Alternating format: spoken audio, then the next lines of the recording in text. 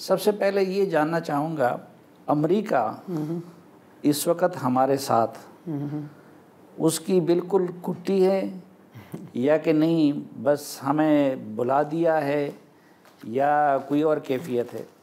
देखिए, ये तो एक बड़ा लोडेड क्वेश्चन है ना, और इसका आई थिंक पाकिस्तान में की सियासत में उसका जवाब देना, लेकिन मैं इसका सवाल का जवाब एक मुख्तलिफ एंगल से देना चाहूँगी जी।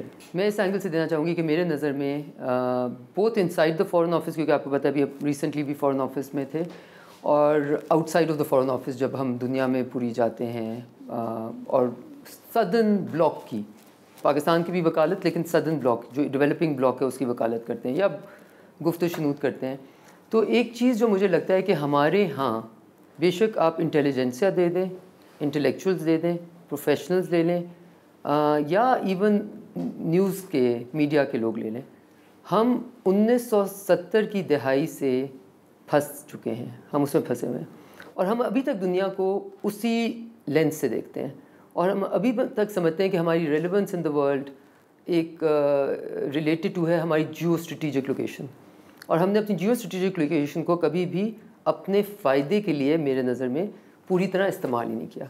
क्योंकि अगर आप अपनी लोकेशन को जियो स्ट्रेटिजिकली इस्तेमाल ही नहीं किया, मेरा मतलब नेगेटिवली में भी इस्तेमाल किया, बिकॉज अगर आप वॉर से बेनिफिट करते हैं, बेशक वो अफगान वॉर 1 हो, बेशक वो अफगान वॉर 2 हो, और वो एक स्पोरेडिकली एक छोटे से टाइम के लिए आपको थोड़े से डॉलर्स वॉर इकोनॉमी से बेनिफिट करते हैं, और आप वॉर इकोनॉमी से उस तरह भी बेनिफिट नहीं करते जिस तरह अमेरिका करता है, बिकॉज अमेरिका की तो वॉर इकोनॉमी से बेनिफिट करते हैं, बट वो एक मुख्तलिफ, आप as a taker of aid almost benefit. अगर आप समझते हैं ये आपकी जियो स्ट्रेटिजिक स्ट्रेंथ है, तो आपने तो अपनी जियो स्ट्रेटिजिक स्ट्रेंथ को अपनी वीकनेस बना दिया।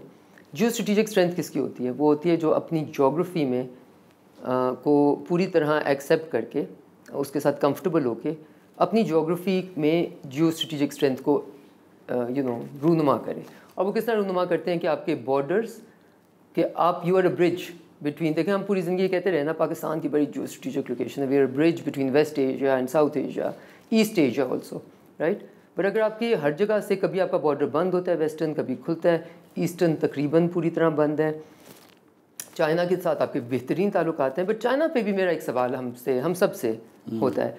चाइना इस वक्त कंटेनमेंट चाइना पॉलिसी किस चीज़ के ऊपर है? You know, a lot of people argue about it, some people say वो बिकॉज नेवल स्ट्रेंथ बन गया है, सम पीपल से बिकॉज वो सिर्फ इस बिना पे है क्योंकि China is over powering the western world in the field of technology and data and AI and quantum physics and science and space. और ये इस पर इकोनॉमिस्ट ने एक बड़ा ज़बरदस्त आर्टिकल 16 पेज का भी रिसेंटली लिखा है।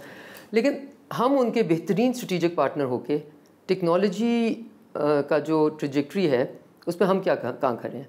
क्या हम चाइना की तरह फ्रंटियर को पुश करते हुए अहेड ऑफ द वर्ल्ड हैं? क्या हमारी भी EV प्रोडक्शन, इलेक्ट्रिक व्हीकल्स की प्रोडक्शन 6 मिलियन के करीब जा रही है? I am just trying to say कि हमने अपने पूरे पोटेंशियल पे जीना इन सम वेज, हमने खुद एक मुल्क होता है जिसके पास अल्लाह ने उसको कुदरती वसाइल ना दियो, लोकेशन ना दियो, लोगों की स्ट्रेंथ ना दियो, तो उसके ऊपर तो आप कुछ नहीं कर सकते। कई ऐसे लोग भी हैं, Singapore is a good example, जिनको शायद बहुत ज़्यादा स्ट्रेंथ ना दी हो। रवांडा एक मुल्क जिसको हम जेनोसाइड से एसोसिएट करते हैं, रेफ्यूजी से एसोसिएट करते हैं। मैं अभी रिसेंटली वहाँ गई and expecting genocidal refugee flows this that the other, and वो एग्रीकल्चर की बेसिस पे एक मैसिवली ग्रोइंग इकोनॉमी है। उनके लोग अच्छा डिस्प्यूट से, लड़ाई झगड़े से, जिन्होंने एक दूसरे के सर काटे, वो लोग पीसफुली को एग्जिस्ट करके अपने मुल्क को आगे लेके जा रहे हैं। लोग आगे जा रहे हैं, डेवलपमेंट हो रही है, चीज़ें हैं, आगे चल पा रहे हैं। सो आई थिंक मेरे नज़र में आगे जाने के लिए बहुत ज़रूरी है कि हम पीछे की गलतियों को दोहराने से गुरेज करें। मैं I remember once in India. अच्छा, ये जो ईस्टर्न ब्लॉक की हम बात कर रहे हैं, तो ये बन रहा है, इसमें रशिया वगैरह पूरी तरह चाइना का साथ दे रहे हैं। देखिए इस वक्त ये अगेन मेरा एनालिसिस है, ये फॉरेन ऑफिस का एनालिसिस शायद नहीं होगा, और मेरा एनालिसिस ये है कि इस वक्त दुनिया में आप पूरे इंटरव्यू के लिए डिस्क्लेमर दे दिया मैंने, जो कुछ भी आप कहेंगी ये आपका ज़ाती analysis, it is my personal, और मैंने भी आज आपको एज एक्सपर्ट जहमत दिया। ठीक है जी।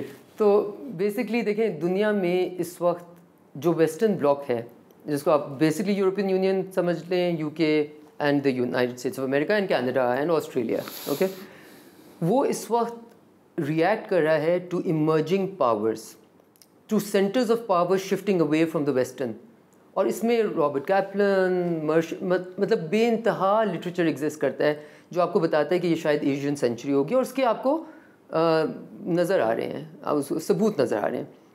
लेकिन western bloc in some ways उसको रेजिस्ट कर रहा है, और वो उसके रिएक्शन में अपनी तमाम सलाहियतें ख़त्म करके, जो उनकी पावर है, जो उनकी सॉफ्ट पावर है, जिससे वो ह्यूमन राइट्स के एडवोकेट्स, इनके लिए जिसकी वजह से हम वेस्टर्न ब्लॉक को देखते हैं, उनसे इंस्पायर होते हैं, वो आज फ़लस्तीन के मामले में, दूसरे कई मामलों में हमें दिखा रहे हैं कि उन्होंने वो सारी की सारी चीज़ें, you know, they've given away on the goods that made them the inspirational countries. इन्होंने सेट किए स्टैंडर्ड्स ह्यूमन राइट्स के, उनको यूनिवर्सलाइज किया, और आज वो खुद उससे हट रहे हैं। सो ये होता है, it's a very big thing to say and for me to say it over here. लेकिन एक ये रिविजनिज्म का एक जो रिविजनिस्ट पावर्स होती हैं, सो मैं हमेशा जब मैं वेस्टर्न कंट्रीज़ में होती हूँ या ब्लॉक्स में होती हूँ या उनके साथ यू नो बातचीत कर रहे होते हैं, तो मैं उनको कहती हूँ कि tell me who is fighting for the leadership of the world. People are fighting for hegemonic power, I can see that. Hegemony के लिए तो हर कोई लड़ता है, वो तो गुंडा भी लड़ता है स्ट्रीट में, गली में, गाँव में, सर यू नो, जिसको इसको जो नाम भी दे दें। बट लीडरशिप के लिए दुनिया की कौन लड़ता है? जो नॉर्म सेटिंग हो, जो यूनिवर्सली हर चीज़ अपनी वैल्यूज़ अप्लाई करे, जो ग्लोबल ऑर्डर को प्रिजर्व करने की कोशिश करे। वो ये ना देखे कि मेरा दोस्त ने आज गलती की या मेरे दुश्मन ने गलती की, वो कहे कि I am standing on the right of side of the right of the मजलूम।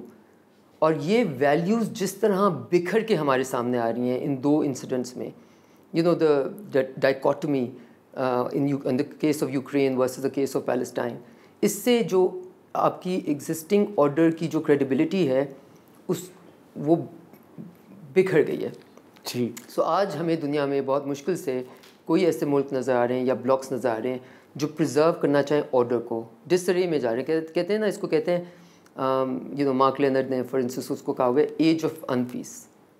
ना कॉन्फ्लिक्ट भी नज़र आ रही है, बट अगर कॉन्फ्लिक्ट, एक्टिव कॉन्फ्लिक्ट नहीं भी है, फिर भी इन अ कॉन्स्टेंट स्टेट ऑफ अनपीस।